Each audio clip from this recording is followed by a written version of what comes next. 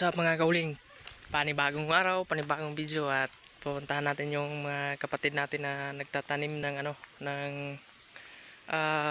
tawag nito, bisol. Kasi habang basa pa yung lupa mga kauling, ito nagtanim sila ng bisol. Andito si Nonoy na yan, nagtanim siya para mag-aral siya sa sunod na pasukan. Pagka may unod na to, ito yung babalunin niya sa eskwelahan, di ba Noy? Tama Noy? Pawis-pawis na si Nonoy oh. Saka kasi para pag mag ano, may para pag papasok na sila sa school, pag walang bigas, pwede na tong kuhain kapag malaki na.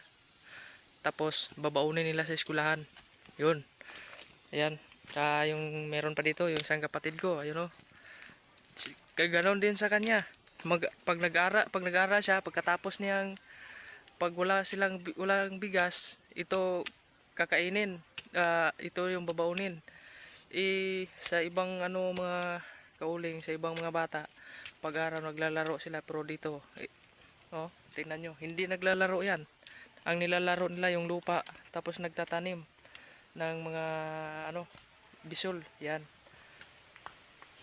para pagdating ng tinggutom, meron tayong kakalihin, yung kutkutin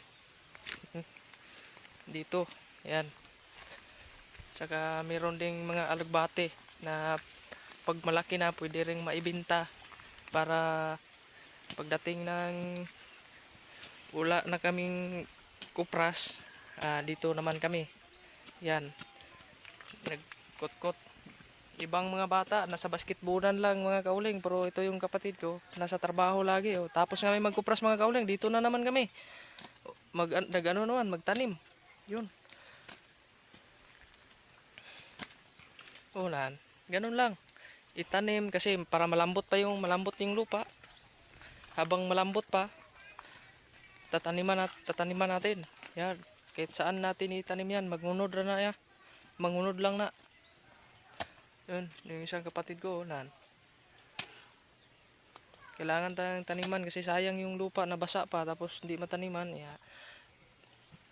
Pag nasa eskwelahan na sila, mag-eskwela sila tapos wala silang baunin na kanin, oh, ito yung ano, baon nila. Yan. Pwede na to pag malaki, mga abot ng ano to, malaki na to, may unod na. Maraming pwedeng gawin dito sa Bisol mga kauling. Pwedeng ano, pwedeng utan saka kuan, lungagin yung utan, lungagin. Yan, wala na. Yun. Tsaka yun lang.